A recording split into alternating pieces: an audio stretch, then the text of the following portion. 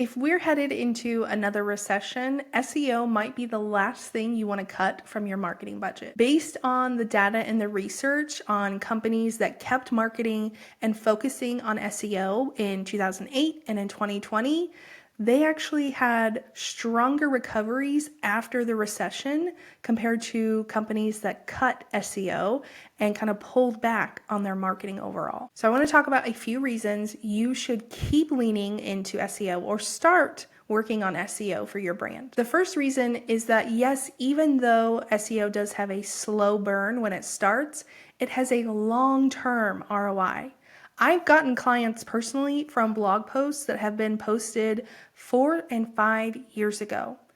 Blogs that I am not marketing anywhere, they are not highlighted or featured on my website.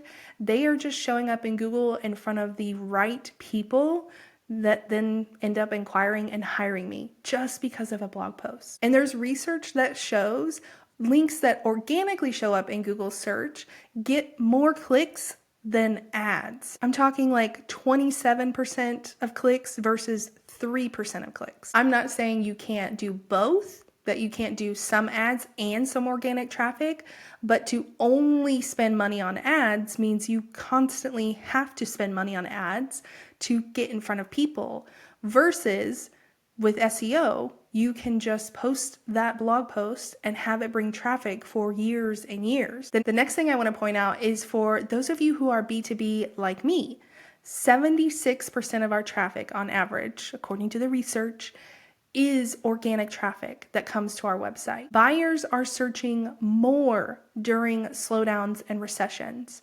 They are investigating more, they're weighing options more, they're comparing. And so you want to be one of those options that is showing up in search. So you make it on the pros and cons list. Yes, for some people, they really cut spending during recessions. But for others, it's not that they cut spending, they are just slower to decide and they really want to compare options and do more thinking and investigating before they really make a decision. Next, I want to talk specifically to my health and fitness businesses, because if we go into a recession, we're going to likely see a pullback on people signing up for gym memberships and those types of things, but people still want to work on their health. They just might be doing it at home.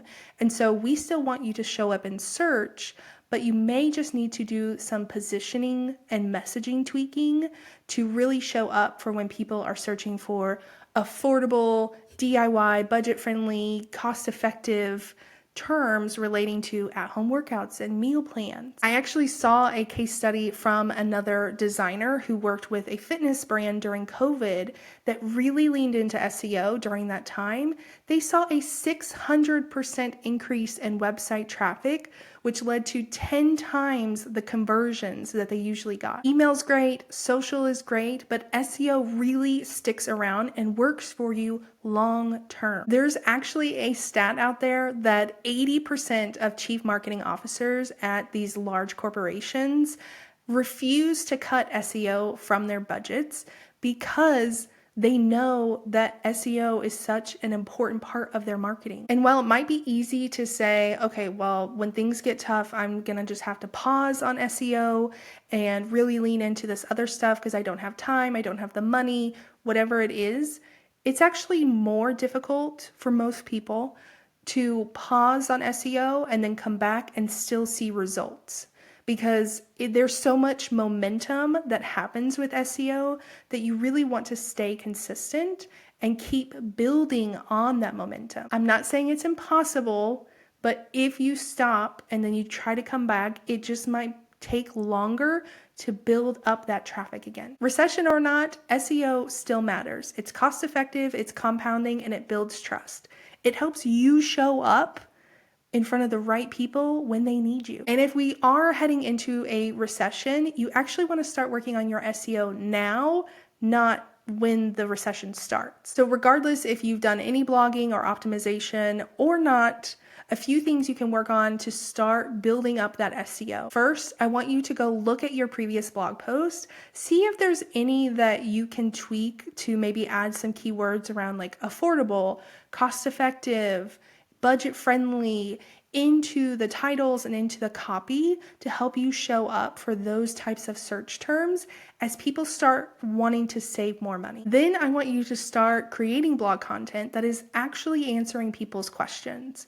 So think about the things that your clients are asking you, that you're getting DMs about, and then start Googling those types of questions and see what the autocomplete is showing you or the people also ask. Look at those questions and start blogging and answering those questions. And then lastly, I want you to start tracking to watch your traffic and see what's resonating. So go look at your website traffic from March and April, just overall website traffic. How many visits did you get? So we have a baseline.